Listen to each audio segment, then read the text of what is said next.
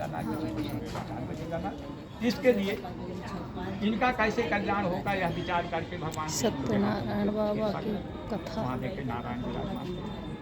नमो सुनंताय सहस्रमूर्ति सहस्रपादौ शिशिरोर्वाहे सहस्रनामे पुरुषाय शाश्वते सहस्रकोटि विभाजिने। हे सहस्रमुख के देवता भगवान विष्णु, मैं आपको प्रणाम करता हूँ।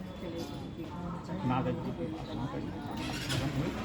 उन्हें ला करके प्रेमपुर का विराजमान कराएंगे, मत पर आज आदर सत्कार किए। उसके बाद पीछे गए, आपका मुँह को निभाया हुआ है, आप कहाँ से आए? नारद जी बोले, प्रभु मेरा तो मनुष्यों का कल्याण कैसे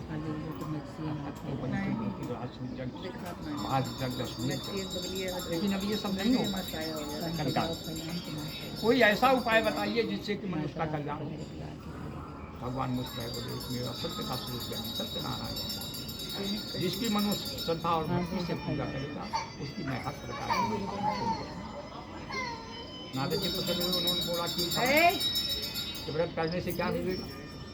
उन्होंने कहा दुख शोकाद संलग्न धनम धान्यम प्रवर्धनम सौभाग्यम संपत्करम सर्वत्र विजयप्रदम, यानी हर प्रकार की इच्छा करती जैसे वो दूर हो जाएगा, संकट प्राप्त होगा, धन का आगमन होगा। जो भी मनुष्य श्रद्धा और भक्ति से। नारद जी बोले, प्रभु विधान भी बता दीजिए, अगर विधान कठिन वो मनुष्य नहीं कर पाए तो फायदा क्या निकलेगा? बोले कोई विधान नहीं। बोले किसी भी समय हंस नहीं करते नहीं। बोले किसी भी दिन किसी भी समय, ना दिन का ना साल का ना महीने का कोई। गणपति पप्पा आते हैं तब साल में एक बार, माता जी 2 बार, भोलेनाथ 1 महीना सावन में। लेकिन इनके लिए नहीं, इन्होंने कहा कि श्रद्धा भक्ति से मुझे याद कर ले, केवल एक ही है व्रत है, भोजन न करे, अन्न ग्रहण न करे, मैं उसी घर से श्रद्धा और भक्ति से याद करने पहुँच जाऊँ। बोले आगे, बोले रंभा रंग पंचीरंग बोले दूध दही जिसमें मैं स्नान करूँगा और गोधुमस से चूरकर गेहूं के आटे का प्रसाद हो।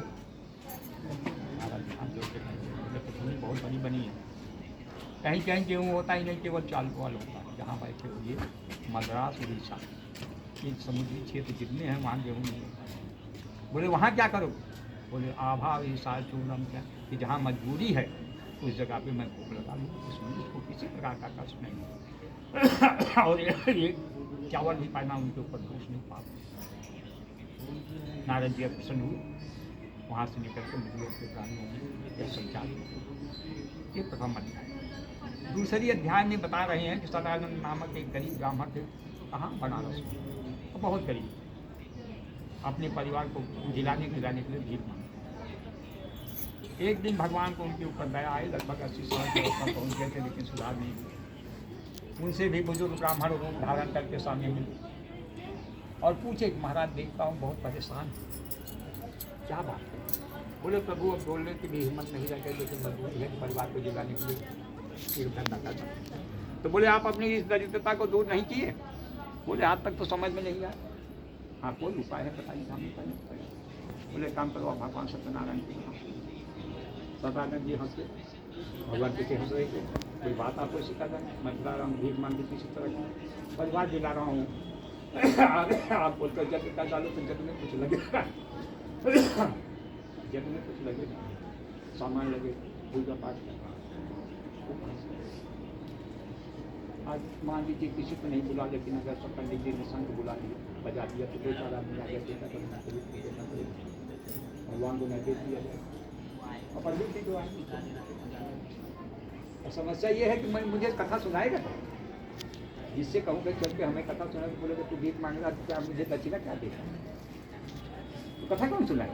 बोले मैं तुमको कथा सुना दूँगा, तुम इंतजाम करो, एक काम करो, कल भिक्षा में लो, कोई भिक्षा उसी से